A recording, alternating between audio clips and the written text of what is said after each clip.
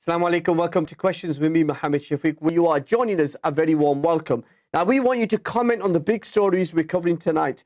Call us now on 01924 231 083 or messages on the WhatsApp number, which is on the screen now.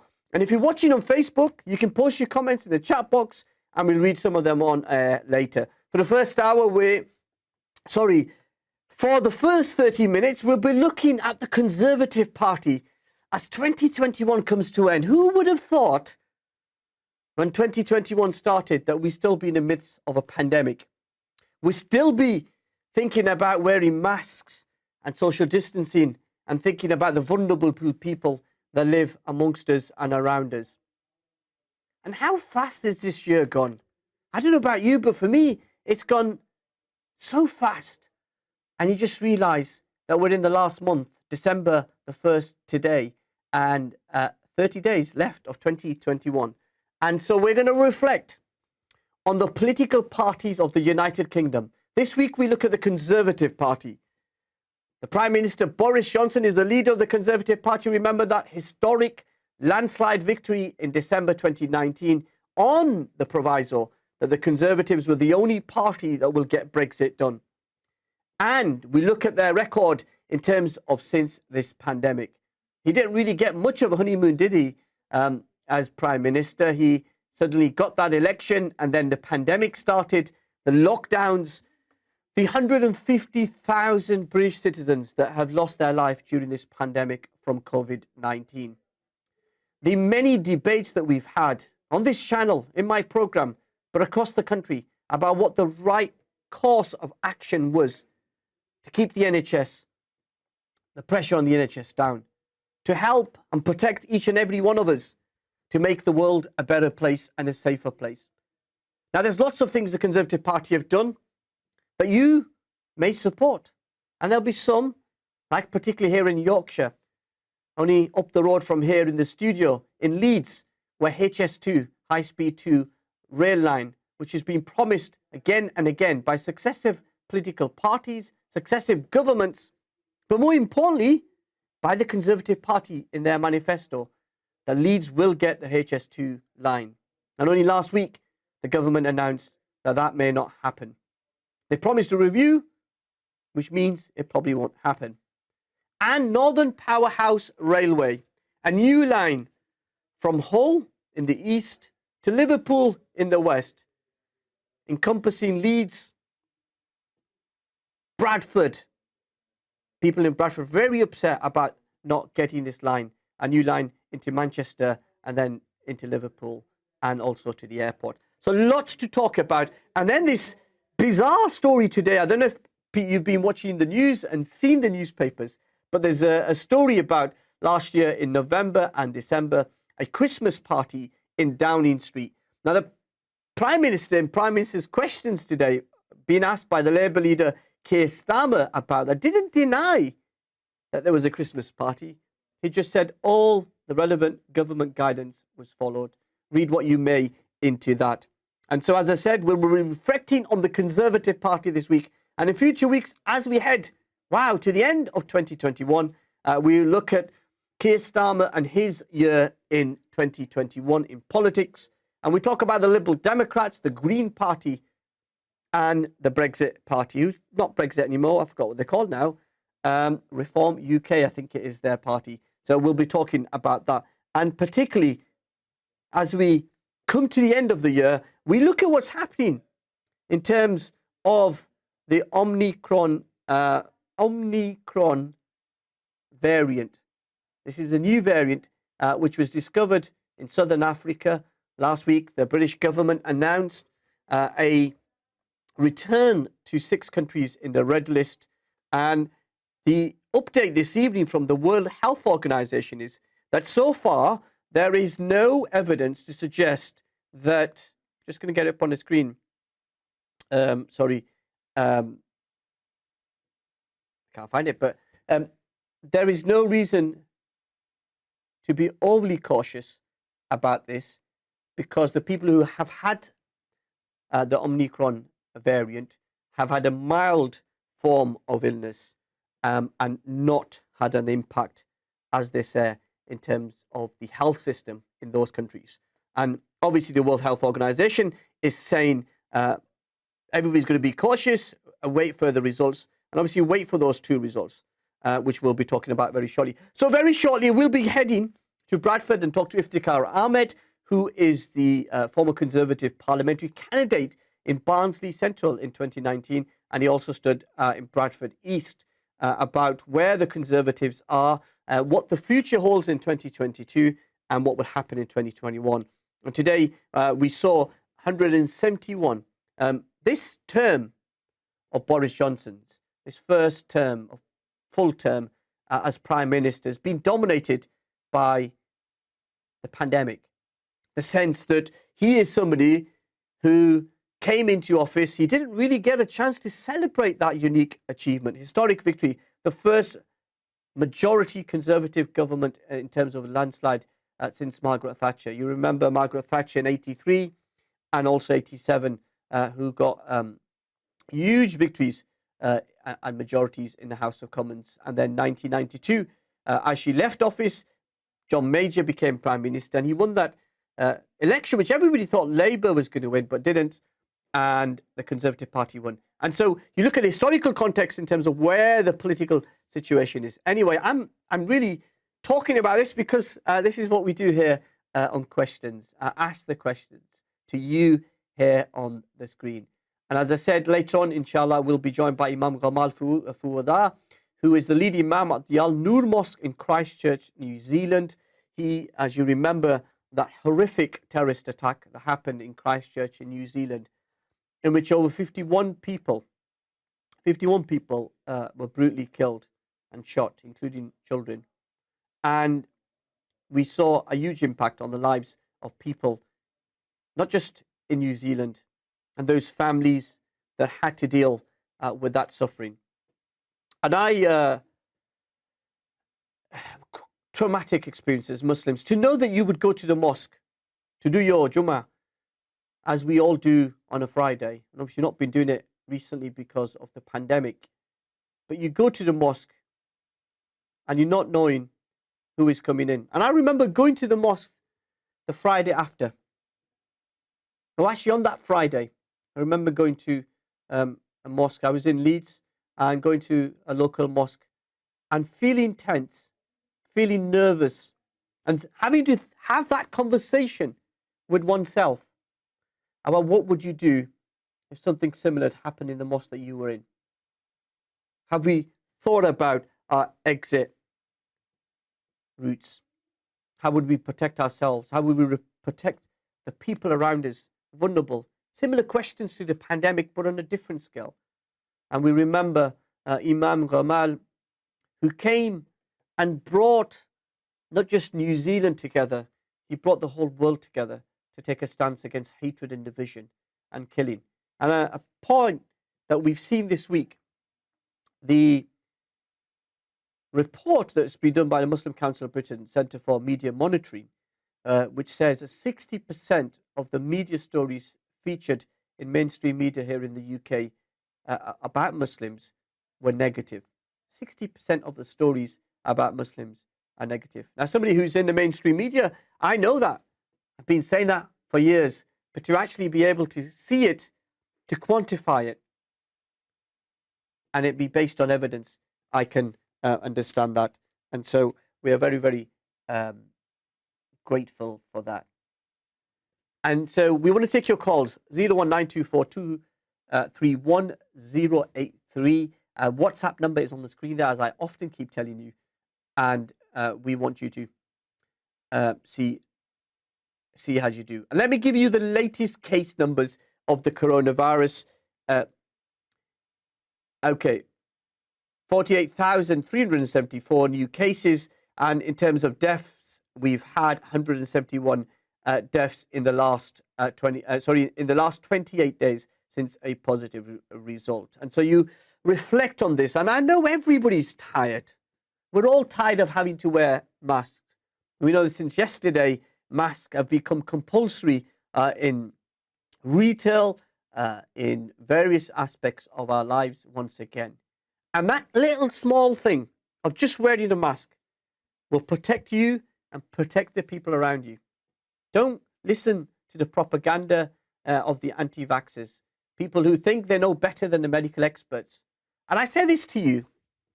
Do you think, and this is a message to the anti-vaxxers, the people who think this coronavirus is all a hoax and it's a money-making thing and I don't know what else,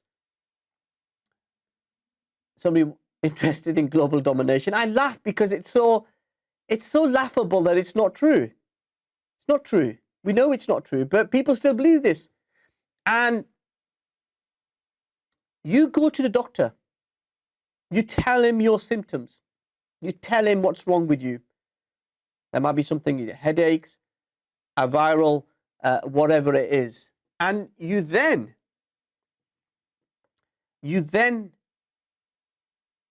ask the doctor to prescribe medication. So you tell the doctor your symptoms. The doctor then prescribes the medication.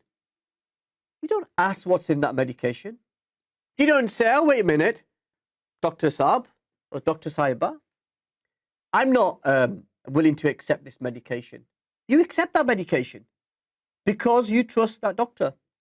You know that the doctors of the NHS, the staff of the NHS, the institution of the NHS is there to protect you and do whatever it can to save your life and to serve you as citizens and the users of the NHS. So you take that medication. You don't worry about the ingredients. Let's just park the pandemic to a side. Let's park the coronavirus to a side.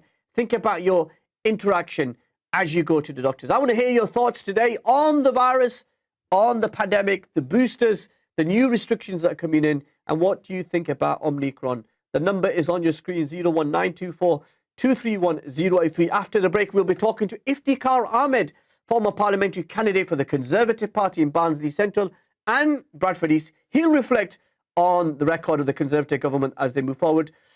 Don't go anywhere. And then we'll also continue the conversation after these very important messages. Assalamu alaikum.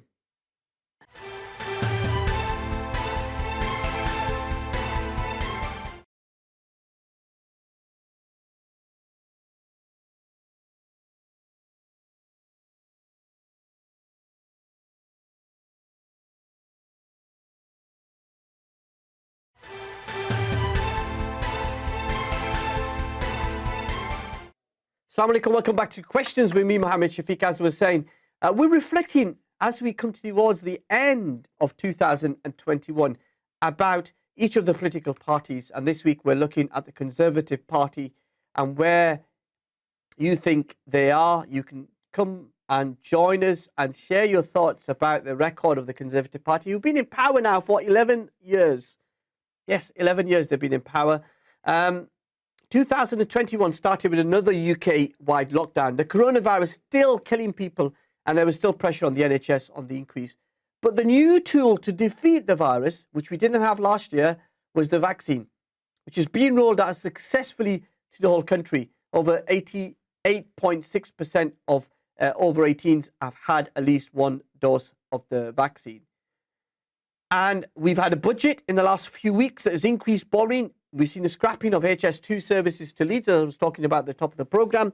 And there is no new money, according to various newspapers in the north, about levelling up for northern constituencies. Now, how do we assess the year for the Conservative Party? Iftikhar Ahmed is a former parliamentary candidate for the Conservative Party in Bradford East and Barnsley Central. And I'm pleased to say he's joining us live from Bingley, which is just up the road here from Wakefield. Iftikhar Ahmed, warm welcome to the programme. Thank you so much for joining us. Thank you for having me, Shafiq. Good to be here. Okay, so just tell us, how are you coping? How are you since the last spoke? How's the family? Family is good. We have been very fortunate. None of us suffered that badly from COVID. One member had one, but we've coped very well, mashallah. Yeah, and what do you make of, I mean, let's just start that conversation. Pandemic's just shown, not just this country, but around the world, the importance of governments setting up. How do you assess the record? I know you're a Conservative, but how do you honestly reflect on the pandemic and the last 18 months or so How do you assess the record of the government? I, I think beyond conservative, I'm a human being. I'm a member of the society at large. And COVID isn't something that you play politics with because it affected everyone, whether whatever faith or political persuasion one had. COVID was not going to discriminate for or against. Sorry, Iftikhar, I can't hear you at the moment, so I'm hoping that everybody at home can hear you because it's all about you rather than me. So I'm going to persevere. The control room can hear me. I can't hear the guest. Can you hear me, sir? I can hear you. Oh, yes. I can. I can hear you. Thank you so much, Iftikhar. Yeah, but just tell me, I mean, last year, as I said, we didn't have a vaccine. We now got a vaccine. We were the first country to approve the vaccine. It was the fastest rollout ever seen since the war in 1945. What are your thoughts about the rollout of the vaccine and how successful that's been? I think the vaccine rollout was a thumping success. We had a slow start in getting our act together, but once we did, the vaccine rollout was efficient, it was thorough, and it was effective. Apart from the vaccine, we've had a booster jabs as well, which are being taken up in very large numbers. And aside from that, I think we've also got this pill that's been approved, which will further boost our defense against this virus. So I think in terms of the response this government had, it had a slow start, it had its share of hiccups. But once we got our act together, we've been able to protect the nation very actively. Now, do you think 2021 has been a good year for the Conservatives in terms of that pandemic? Well, I wouldn't say it's been a good year. I think it's a year that we've coped very well. We've proven very resilient. And after the 2020, when the pandemic struck us, we've been able to now get back and try and build back our economy very strongly. We've reinforced our national health investment. We've pledged nearly £40 billion for it. We are trying to get our streets safer. We're creating 1,000 jobs per day. And that has been the case since 2010. So we've helped businesses cope during the pandemic through various grants and loans at a very reasonable rate. So I think we've tried to spread our hand of protection throughout different social strata and economic strata. And I think we've coped very well. But would you accept that the damage that the Matt Hancock effect did by not following those own rules, the conversation today which the Prime Minister and Prime Minister's questions refused to answer, that he didn't follow, he allowed Christmas parties and leaving parties in Downing Street in the midst of that second lockdown, doesn't set a good example for the rest of us, does it? I'm sorry, your voice break. Could you repeat that question? We're just talking about the damage that the Matt Hancock had done, his not following the rules, the Prime Minister refusing to deny that there was Christmas parties in Downing Street last year at the time of the second lockdown. Why is there one rule for the Conservatives and one rule for everybody else? I think Matt Hancock is history. He's no longer in the office because he broke those rules. it isn't a question that there's one rule for the rest of us and one rule for the Conservative leaders. The fact is that they're human beings and they sometimes err in their judgment and they pay for it. He's paid a very heavy penalty for breaking the rules that he shouldn't have done. His history, I can't account for his private conduct. I can only talk about the policies. Yeah, but if you look at those policies, the impact that's had, the Dominic Cummings effect, the fact that there seems to be one rule, Prime Minister going to hospitals and not wearing a mask, Prime Minister not wearing a mask in the House of Commons, he seems to not want to follow the rules. That's one of the accusations the Labour Party are making.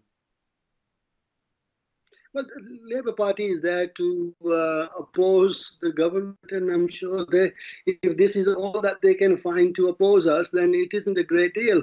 I can't defend individual behavior. I can only go by policies and by the general impact those policies have had.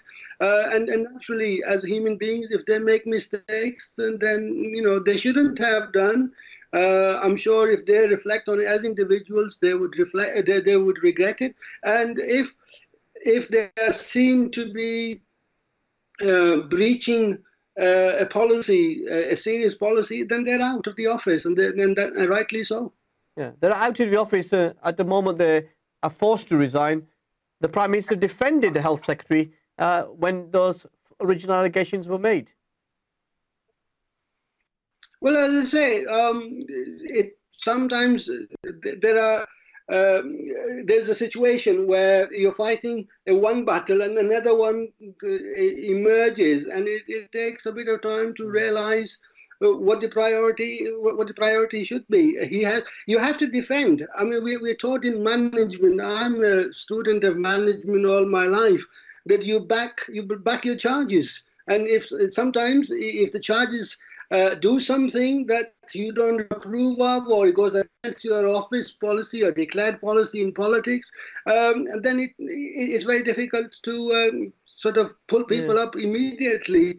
But over a reasonable lapse of time, these things get sorted out, and he's no longer here. Yeah, and I mean, it doesn't end there, does it? We had the Mr. Patterson, the former cabinet minister, and all the allegations we've seen over the last few weeks around conduct of MPs.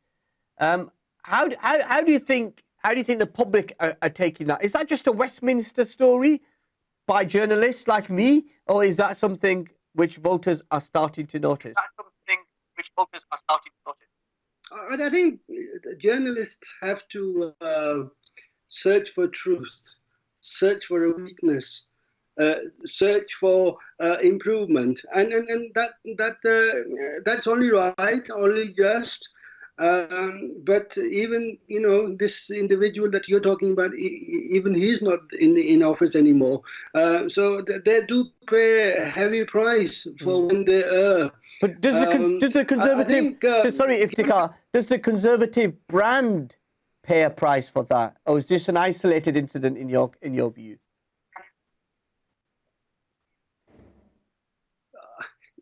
You went very vague. Say that again, please. I was just saying. I can hear you properly. Is this an isolated incident, or do you think the brand of the Conservative Party is damaged by what we've seen over the last few weeks?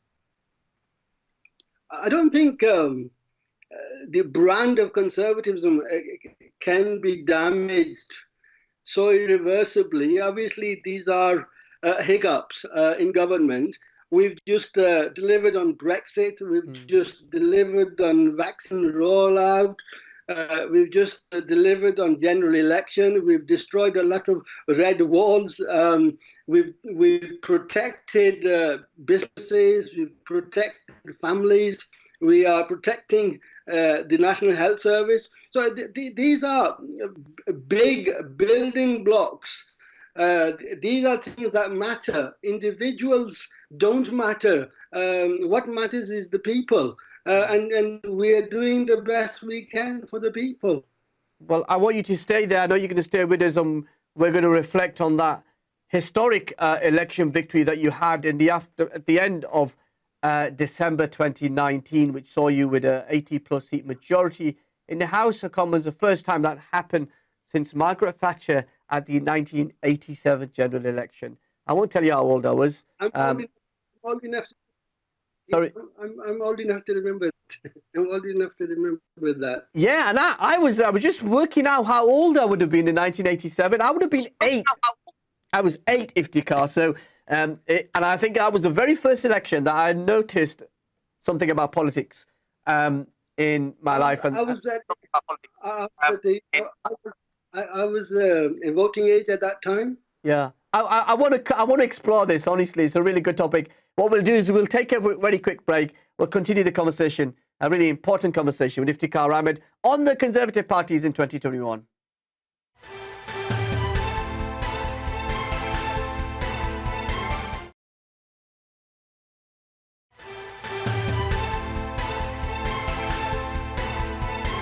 Welcome back to Questions with me, Mohammed Shafiq. We're reflecting on 2021. As I was saying at the top of the programme, I don't know where this year's gone. But today we're covering the Conservative Party, and in coming weeks we'll look at the Labour Party and the Liberal Democrats. And hopefully, if we can get somebody, we're trying to get somebody from the Scottish National Party, but it seems to be very difficult.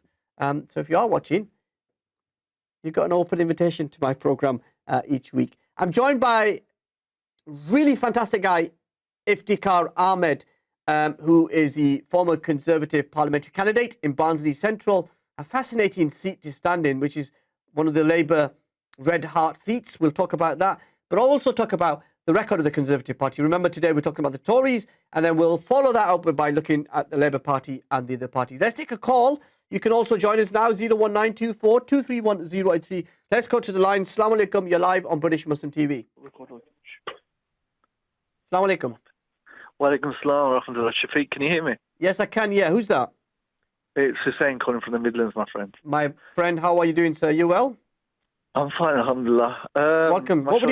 So how are you reflecting on the record of the Conservatives over the last 2021? Okay. You want to hear what I've got to say? Sorry? You want to hear what I've got to say and what a lot of other members of the ethnic minorities feel? Yeah, please. This is your opportunity. Okay. Keep it clean, as they said, but we're on live TV. But otherwise, please go ahead. I always do. I know you do. With respect to Iftikhar, you were a parliamentary candidate for the Conservatives.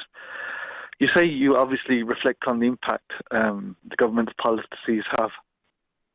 What are your reflections on this nationalities and borders bill that they're introducing, where they can terminate your nationality and really anybody that holds a British nationality, well, we know that taken off. But what I'm saying is it's creating a lot of anxiety among people from the ethnic minorities. And as somebody who represents, obviously, the Tory party, it's, I think, an important issue for Iftikhar to reflect on. Yeah, this is what you're saying. I think it was in The Guardian as well last week, which says that a couple of weeks ago that the Home Office bill, Nationality and Borders Bill, allows the Home Office to act retrospectively in some cases and not give notice of stripping people of British citizenship. I mean, the Prime Minister addressed this in Prime Minister's questions today. I think it was a question by Imran Hussain, the MP for Bradford East. Iftikhar, I mean, you stood in Bradford East. If Imran Hussain asked that question, the Prime Minister was really angry, asked that question and asked him to withdraw. But the central thing is the Home Office wants to strip the right to strip British citizenship. What's your response to that? And how can you stay in a Conservative Party that is making a two-tier citizenship? What was Imran's question? I didn't hear it. I had some business engagements. I didn't hear the question. What was the question Imran asked? So this is, you're part of a political party that is pushing the Nationality and Borders Bill. Are you still there, Hussein? Hussein, are you still there? Okay, so we're waiting. Hussein, are you there? Hussein. Okay, I think he's gone. But anyway, it's about the Nationality and Borders Bill, which allows, the bill allows to give government ministers the power to remove British citizenship without notice. What's your response? Well, I think it needs to be further deliberated. as to exactly what the bill means and how it will be implemented. But we obviously, as a country, reserve the right to protect our society from violent extremist elements. It's not going to happen to normal, law-abiding citizens who want to have a peaceful, prosperous life, to provide for their families. I'm sure that it wouldn't affect vast majority of the people. But if there are extremist elements, if there are people who don't respect other people's liberties, then as I say, I don't know the exact details of how the bill will play out. Well, let me tell you. I'm worried about the vast majority. Let me tell you that the clause that will be in the Nationality and Borders Bill would give Priti Patel, the Home Secretary, or any other future Home Secretary, unprecedented power, according to Maya Four, who's a director of Reprieve, human rights organisation, to remove that citizenship in secret without even having to tell the person and effectively deny an appeal. Under this regime, a person accused of speeding would be afforded more rights than someone at the risk of being deprived of their British nationality. Do you understand the concern that exists within ethnic minority communities that this will lead to a two-tier British citizenship, even if you're born in this country, have lived your whole life in this country, that you are still not recognised as a British citizen because your citizenship could be taken away from you? I can understand concerns. I am also from a minority community, and obviously whenever new legislation is enacted, then you have to look at it carefully to see how it will play out. I have faith in the system that they will not, or the system will not unfairly discriminate against law-abiding citizens. Okay. I genuinely have that. I don't know if are you still faith in the system? Are you still there? And let me, to be fair, the Prime Minister did respond to Imran Hussain in the House of Commons today, and the Home Office have issued a statement which says British citizenship is a privilege, not a right. Deprivation of citizenship on conducive grounds is rightly reserved for those who pose a threat to the United Kingdom, is what you just said, Iftikhar, and whose conduct involves very high harm. The Nationality Borders Bill, well, I'm just giving you the Home Office statement, sorry. Can I just give you the Home Office statement and then you can come back, sir? The Nationality, let me finish the statement, sir. The Nationality and Borders Bill will amend the law so citizenship can be deprived when it is not practicable to give notice. For example, if there is no way of communicating with the person. That's what the Home Office says. It more or less says what you've been saying tonight. It's reserved for the most heinous crimes. But can you see why people are concerned that there could be a two-tier system? So you've got a white terrorist, far-right terrorist, it could be a convert, I don't know, a revert, who's involved in terrorism, who won't be deprived of his citizenship because he's got no other citizenship. But then you've got a Pakistani, Bengali, Indian, Arab, British citizen who is possibly involved in terrorism, who is then deprived of his citizenship, creating a two-tier system. Can you see the concern in communities? Well, I've spent decades in Muslim countries. I've spent decades in the Middle East. Where they quite rightly tell you that you are here because we provide the opportunity to promote your business, to develop your area, but you have to be law-abiding and you have to have a job to stay here. Otherwise, you go back to your country, whatever that country is. So I've lived in those kind of regimes. And I've never had any difficulties in assimilating in those systems. And I don't see why people who are driven by normal values to be affected detrimentally on this. You see, what we want to talk about is a very, very small percentage of people who might be affected by it.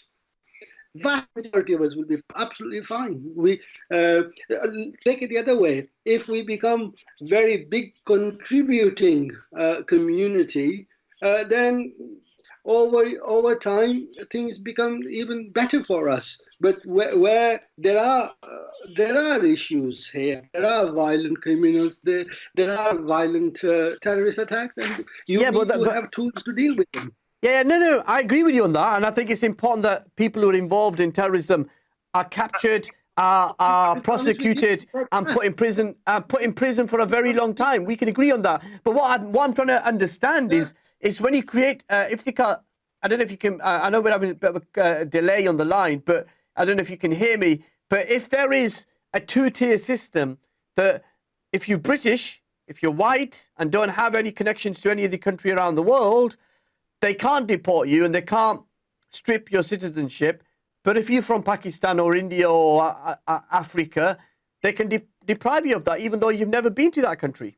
That's not fair, is it? Yeah, it does sound as though it's discriminatory. But what do you do? I mean, if you can't get rid of somebody, despite them being hardened criminals, then they can't throw you out. But if there is an alternative, and I think to protect the society from those bad apples, it's no bad thing. I shouldn't be too het up about what might happen to one or two or a few individuals who are a menace to us as a society in general, and to Muslim community as well. I know Hussein was asking that question, but he dropped off. But thank you, Hussein, for that. You were the candidate in Barnsley Central in December 2019. What was it like wandering the streets in an election? We know it's about Brexit, but where people were giving the Conservatives a look, which is something that doesn't often happen in those seats. What was that like? I'm really happy that you have been able to ask this question, because I've been dying to answer this question. I stood in Bradford East. You say I'm a candidate in Bradford. It was Bradford East. And I don't have a large biradri as such, and I don't believe in that medieval political style. And I can tell you, I was subjected to a great deal of personal abuse. My supporters were subjected to violence. I had a telephone call from Bradford Cathedral, some guy saying, "We are worried about your safety and security. Is there any help we can give you?" And for once, I felt I was an outsider in my own community, a community that I wanted to represent. And some of these scars haven't healed even till today, to be honest with you. But when I went to Barnsley Central, there wasn't a single incident of abuse against me. Okay, sorry, Iftikhar, we have to take a very quick break. I promise you. We'll come back to you and we'll get an opportunity to hear more about Barnsley Central, your experience as a candidate for the Conservative Party in December 2019. Don't go anywhere. Join us on the other side of this.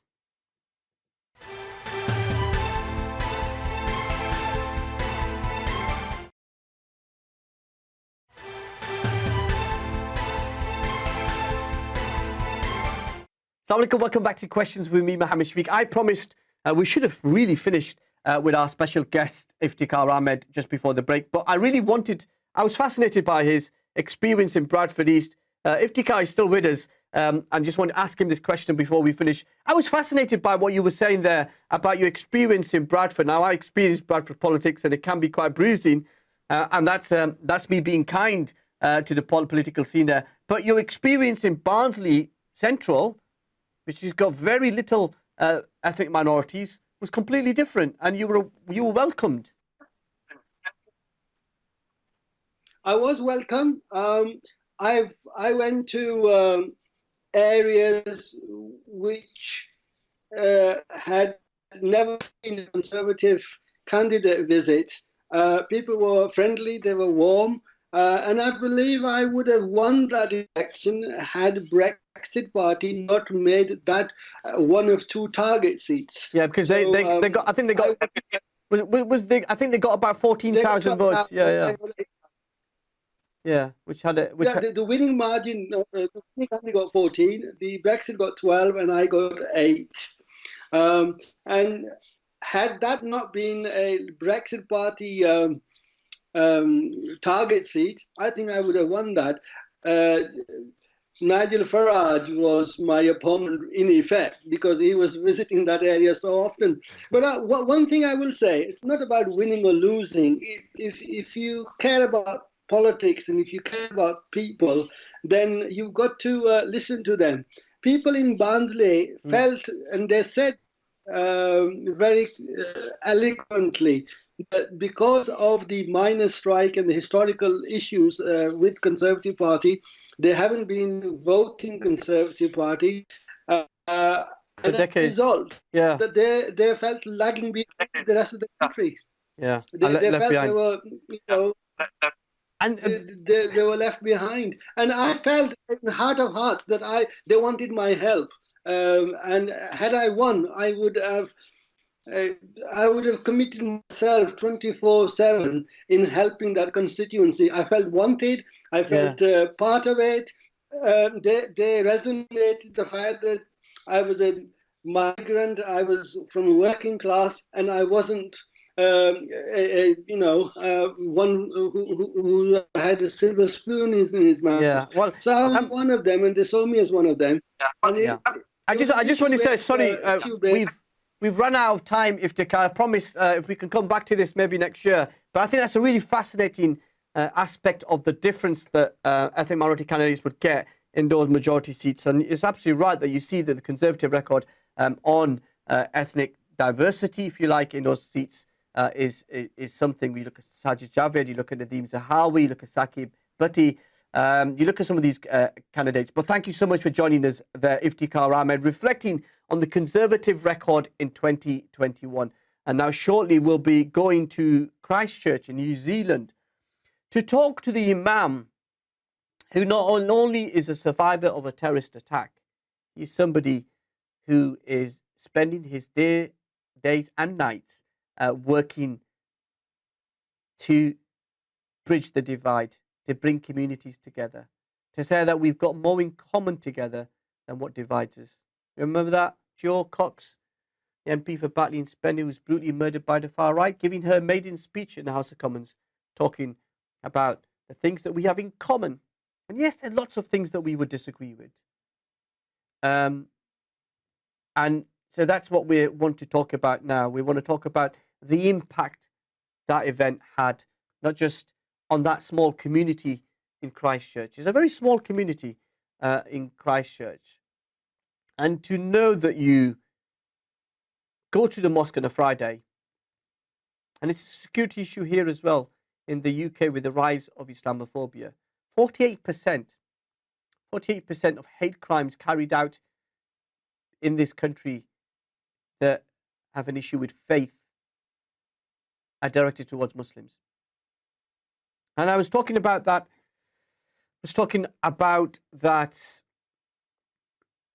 Report from the Centre for Media Monitoring. I hope we can get them on in a future show in the new year. That talks about 60% of the stories written about Muslims in the mainstream media, that whether that be TV, radio, or the print media, the newspapers or blogs, was negative. 60%. And that gives us a chance to reflect the importance of why platforms like this, British Muslim TV, provide for us, are so vitally important. We're not as big as some of the other networks like BBC and ITV and Sky and have their budget.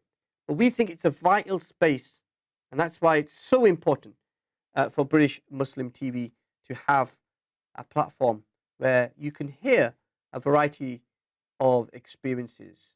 And as I reflect on 2021, I know it's not end of the year, but before you know it, it'll be Christmas, and Christmas will be gone, and it'll be the end of the year.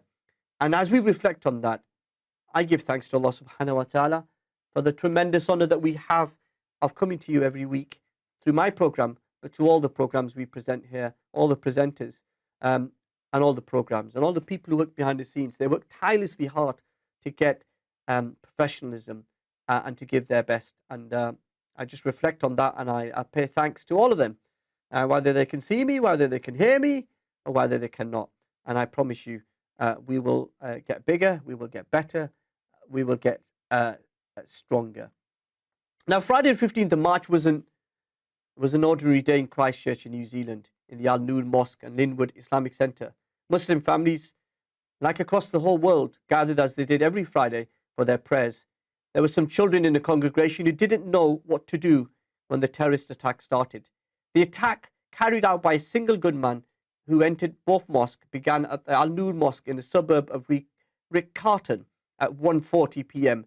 and continued at the Linwood Islamic Centre at 1:52. The terrorist attack led to 51 people who were brutally killed, with over 40 injured. Brenton Harrison Tarrant, an Australian who lived in New Zealand, broadcast the massacre live on social media. He was described as a white supremacist and pleaded guilty in 2020 and was given a whole life sentence. The following Friday after the attacks, an open-air Friday prayer service was held in Hagley Park in Christchurch. The service was broadcast live, not just on radio and television in the country of New Zealand, but around the world, recognising the global interest and impact that terrorist attack had. There were over 20,000 people in the service, including New Zealand's Prime Minister Jacinda Ardern and opposition leaders representing the various political parties. The lead Imam at the Noor Mosque was leading prayers at the time of the terrorist attack. He was thankfully unhurt, but determined not to be cowed by the terrorism. He addressed the world at that Friday sermon and was commended for his compassion and words to bring the nation together. His message that evil ideology will never trump over love and unity resonated with so many people around the world. Imam Gamal Fouda currently serves as the chief Imam at the Noor Mosque in Christchurch.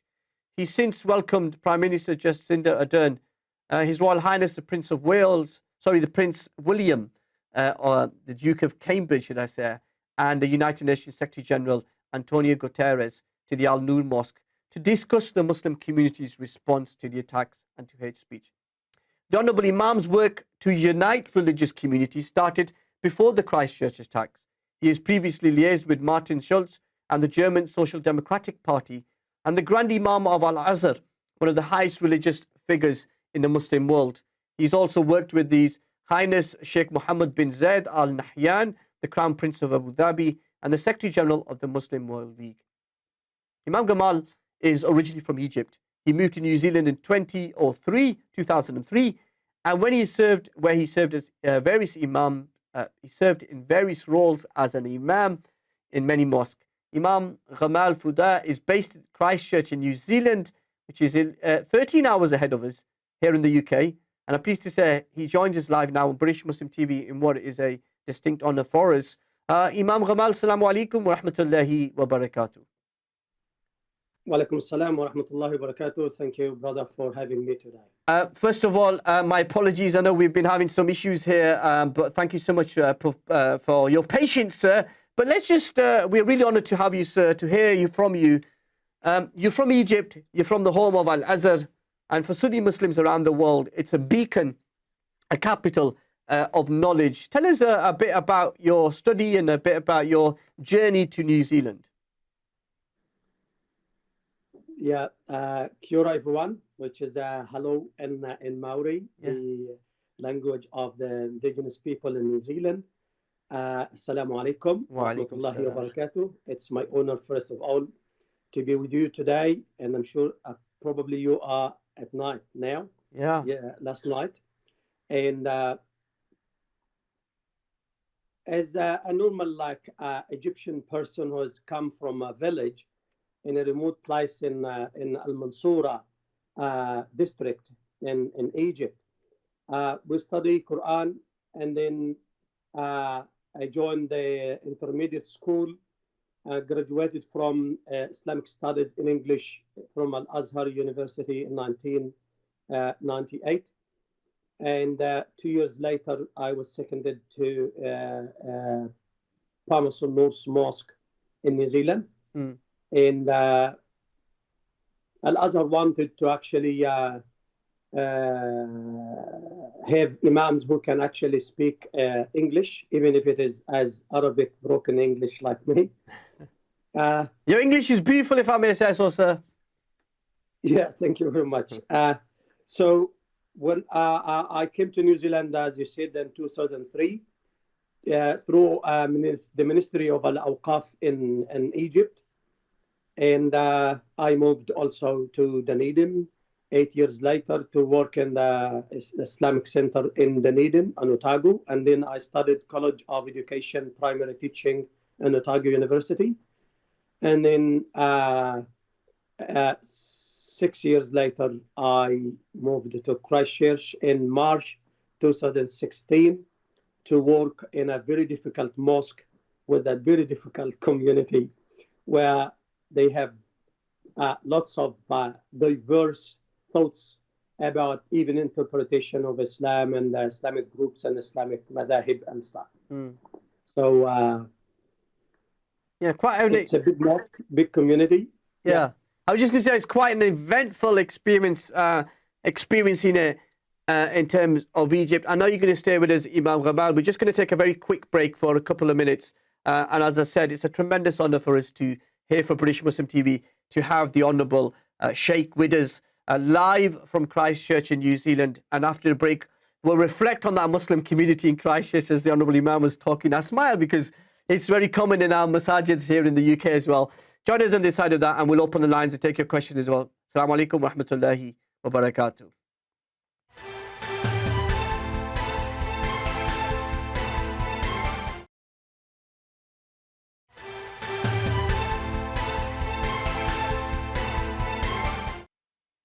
Assalamu alaikum. Welcome back to Questions with me, Mohammed Shafiq. We have a distinct honor to have the Honourable Sheikh Imam Gamal Fouda live from Christchurch in New Zealand. And he was just telling us before the break, dear Sheikh, you were just telling us before the break about this Muslim community. And I smiled and I laughed, not because I wanted to laugh at New Zealand's experience, but it reminds me of our experience here in the UK, United Kingdom, of the madhabs and the Sunni Shia and the differences. And it sounds like a vibrant community, but it's a very small community in Christchurch, isn't it?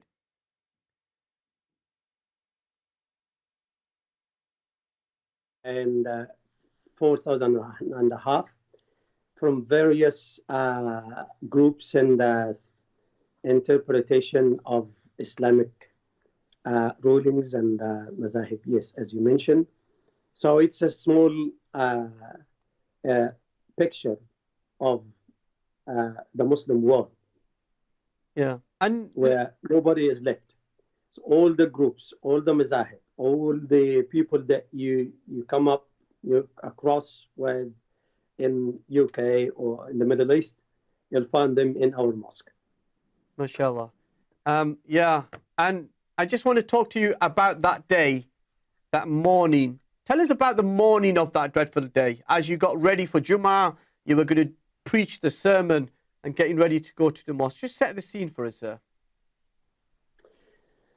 Yeah, for the whole week after the terror attack, I just wanted also again to actually remind you and all the British media and the media in New Zealand not to actually use the name of the terrorist because he is forgotten, he is nothing, he is a nameless person.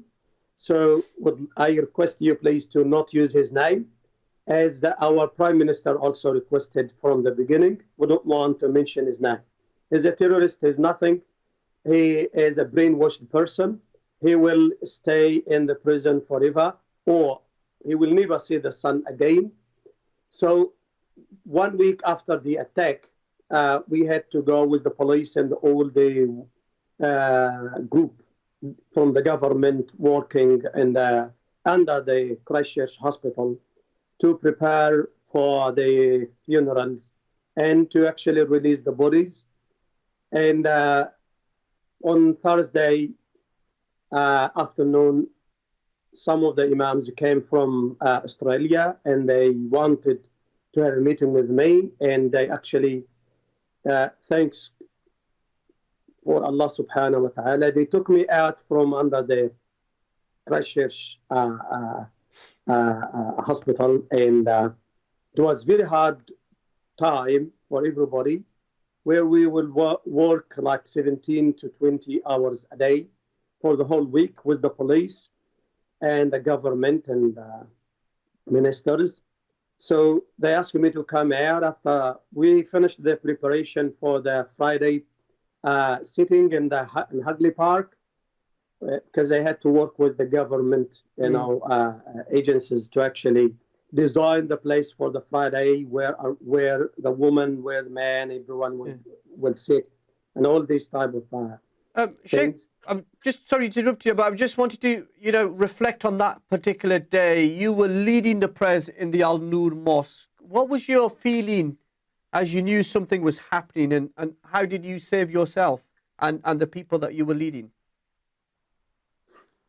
We know that it's New Zealand, very safe, the safest place in the world, as we actually had that feeling that it is the best place in the world and the safest place in the world. Before the Friday prayer, I was in the office, and with the management, they were preparing for the election the next weekend, which is 1 week later. And they had arguments, as we mentioned before, before the election, they have arguments and stuff about this.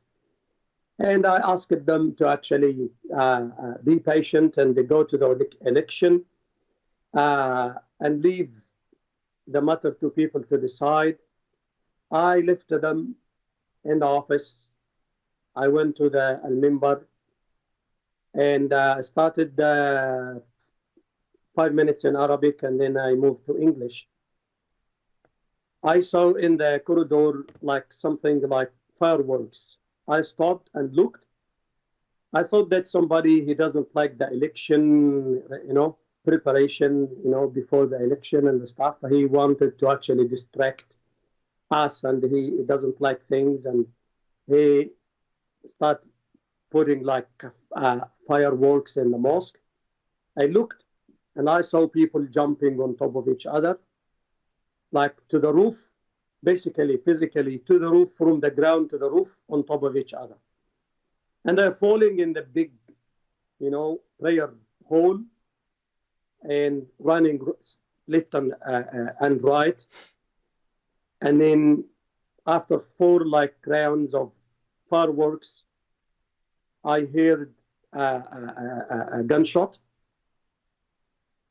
And somebody says on my right, by the window, he says, shooting. Broke the window, off he went through the window. A bullet came on my right to the Qibla. I looked at the Qibla, a hole in the wall. And then another bullet under the member. I saw it like a mark, like in the carpet, like a flower in the carpet, made a hole like flower. And then another person from the left, he's from Afghanistan, stood up, run through the door, the back door, and then the automatic gun started. And then everybody started running, and it was a terror attack. I saw the person in army uniform. I couldn't believe that New Zealand Army is attacking the mosque. I thought that it is the New Zealand Army. The person with a helmet and lights and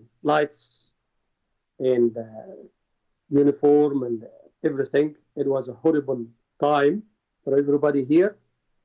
But we came together very quickly, and the government, the Prime Minister, called me 2 hours later, as I used to work with the Labour Party as well. I'm very close to one of the ministers who is MP for the locality where the mosque is. So she called me, and the Prime Minister was there, and we started organizing things. It was very horrible. We don't want to see this again happening to anyone, Muslim or non-Muslim, because those terrorists, they want to scare us. They want to send the fear and create disunity. And we don't want to give them the chance to break the peace lovers.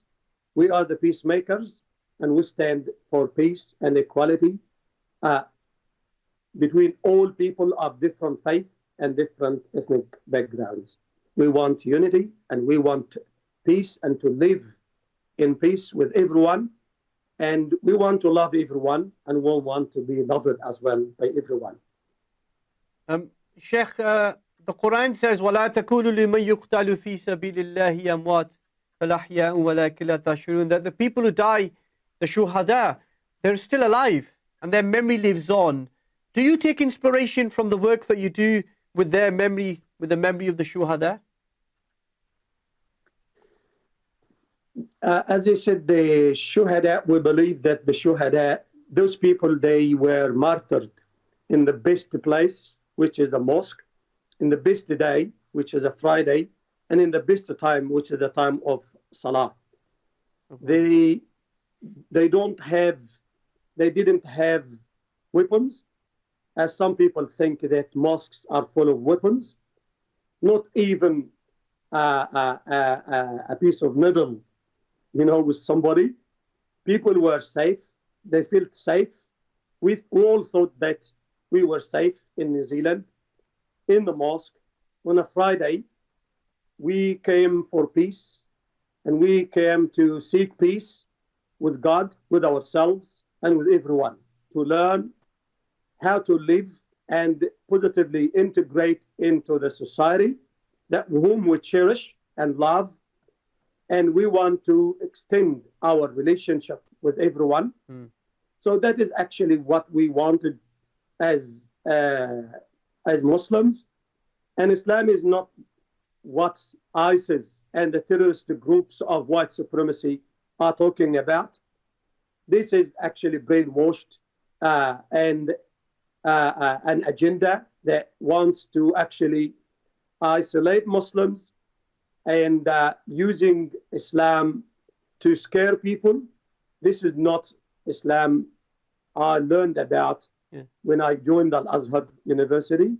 Islam is the peace that teaches us peace and wants us to live with everyone in peace. Sahih. Hate speech and Islamophobia was something which you've been campaigning against and speaking up before the terrorist attack. How important is it that imams and Muslim leaders take on this responsibility to take on the far right and bring communities together? It is actually the people think that you don't need a professional person in Islam. Where you meet even some Muslim groups, they don't want to see a professional person in Islamic theology. This is not correct. Same like a doctor or engineer, you need a professional person who actually study as an academic person and to actually understand the whole picture of Islam, not to just read something here and there and say that now the person is fully equipped with all the things he wanted. So first of all, we need professional people who actually study professionally in academic universities. And then the most important thing is also to understand Islam fully, and also to, if you are going to speak in a language, a different language which is different to your mother tongue, being master the language, understand it. The imams need to get scholarships from the countries, like in Britain or in New Zealand. The imams should have the opportunity to get a scholarship to learn about the culture. I'm sorry, Imam Sahib, I'm just stopping you there, sir, because we're going to take a quick break. And when we come back, it's our final break. We'll carry on the conversation. Powerful testimony from Imam Gamal. So please don't go anywhere. Join us at the side of this.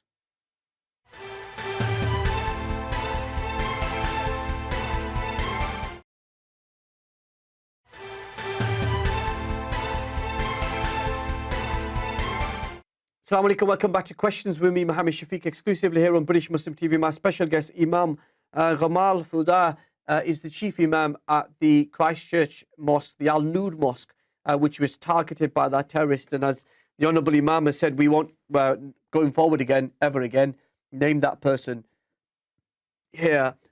Sheikh, I'm trying to comprehend how you had to show so much bravery and leadership at that moment. Because in sort of terrorist attacks, you don't know if that terrorist is going to come back, if he's going to have backup, he's going to go and get other people. Yet you stayed there to help your fellow Muslim brothers and sisters and help the recovery. And that I can't comprehend how you did that and how you showed that bravery. Yeah, actually, it is the support that came from outside. Almost all New Zealanders supported us, and overseas. The whole city was full of people from everywhere in the world, and they gave us the support. And I had a special meeting with the Imams from Australia, especially in America and Canada, I think. Yeah, Canada, yeah, America and Australia. And they actually give me the due support one day before the Friday. So, and that support actually helped us to stand again. And we realized that we have a mission. It is the time to actually talk to the world and make people open their eyes to see that terrorism has no religion, is not related to ethnic groups. As we have seen that this white supremacist used the white people to brand them with terrorism. He is alone. He is not representing even the white people.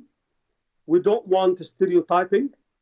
We don't want stereotyping Muslims that they are all ISIS or support terrorism. This is not true. So the terrorists, they are brainwashed people. We want to understand that terrorism is not linked with any religion, and we don't want September 11 to make us blind and to repeat what is so-called a war against Islam or crusaders. We don't want to repeat the words of brainwashed people, even if they assume the highest position elected as leaders of a country.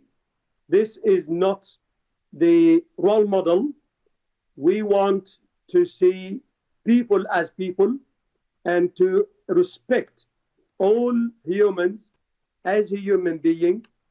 And we want to learn from each other and learn about each other, not to only to tolerate others, but to cooperate, understand, and appreciate their culture, their faith, and work together for the benefits of all humanity. Now, we know that it was a very small community. Many of the people who passed away, who were brutally murdered, had businesses. We know that there was a lot of international interest. But 3 years, next year will be 3 years since the terrorist attack. The mosque is losing funding. You are doing the job of Imam on a voluntary basis, and people are reluctant to go back to the mosque. How are you coping, and what's your message to the world and how we can help you? Actually, before the attack, there are lots of Muslims who had businesses. Now they lost their business, and many women and classes, they didn't turn back to the mosque. They didn't return, and the mosque lost lots of holistic things as a source of peace in the community because of what happened. We are trying very hard to actually return this image and come back fully to the mosque. And people shouldn't be scared. And we don't want terrorists to win. The people like us who want peace and positive integration with our society. When I say our society, I mean the wider society, Muslims and non-Muslim, working together to benefit humanity. We want to work with even leaders of other faiths and the government and the police to actually bring the sense of unity. And this is very important, a message to Imams that even there's no problem even involving in politics of the country. After 15th of March, I was elected in the council, in the community board, and to work with the community and to actually not, the mosque is not actually four walls where people go, whether during normal prayers or Friday prayer, and that's it. The mosque has a social role to play within the wider community, to serve the community, the Muslim community and non-Muslim community. It's not a place of worship, as some people call it. It's Islamic center where people need to feel welcome and to open the doors for the people of the mosque to go out and engage positively with the wider community and even to be part of decision making in the council or in politics. These Muslims are integral part of New Zealand, in your case, Britain, and an integral part of the British society, and we need to work together for the benefit of everyone. Mm. And as you reflect on that dreadful time 3 years ago, how you coped? How are you and your family doing? Fear and it is something human.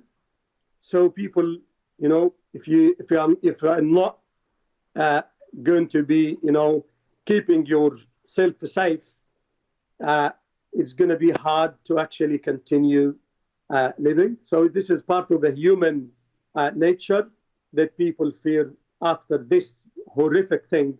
People feel scared, but are we going to submit to this, or we stand strong with the support of the wider community and actually try to work through this?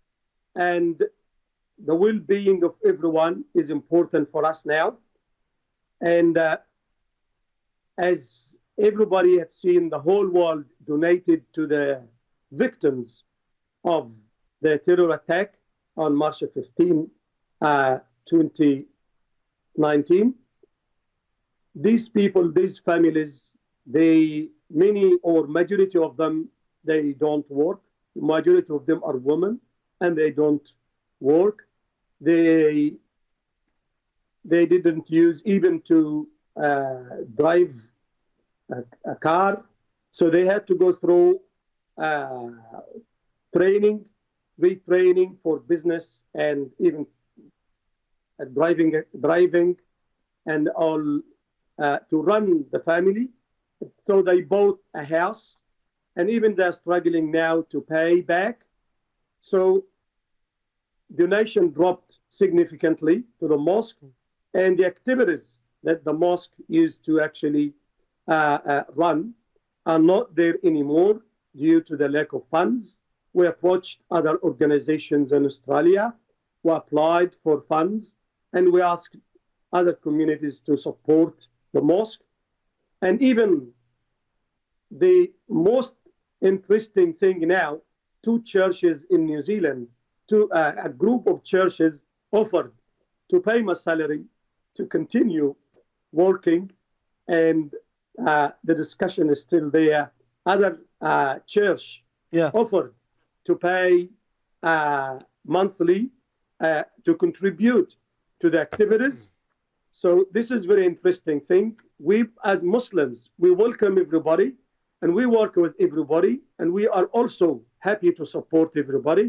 The Prophet's companions got the strongest support ever in the history was from Al-Najashi, who was a Christian and a ruler in Abyssinia, which is now Ethiopia.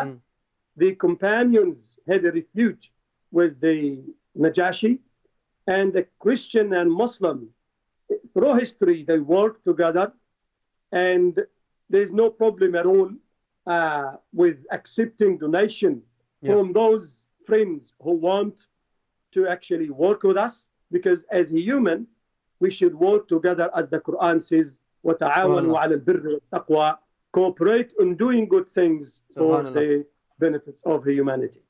Thank you so much, and I know how difficult it can be to relive that experience. Sheikh Gamal, thank you so much. It's a great honor to have you on British Muslim TV, and we look forward to welcoming you back, inshallah, to continue the dialogue, and we'll see what the Ummah can do to help you and the community of New Zealand. Thank you so much, sir. Thank you. Assalamu alaikum. Wa alaikum assalam wa rahmatullah. That was Imam Gamal Fouda, who's the chief imam at the Al-Noor Mosque in Christchurch. Now, if you've been affected by that harrowing testimony from the Honourable Sheikh, you can get further information on the BritishMuslim.tv/support. You can go on the British Muslim TV website, and there's further information. And it can be difficult having to relive that. So we're very grateful and honoured that he joined us. The 13 hours ahead, and as we get ready to go to sleep here in the UK, his day is just starting. And we want to say thank you so much to him and the community. And the thing that stood out for me was the sense that that community is drifting away, and there isn't enough funding for that mosque to run, and he's taking a salary as imam from the local churches. Thank you so much to everybody behind the scenes. Thank you to you. I'll see you same time next week on Wednesday at 8:30, exclusively here on British Muslim TV. Thank you so much, everybody. Have a great week and a great weekend. Assalamu alaikum wa rahmatullahi wa barakatuh.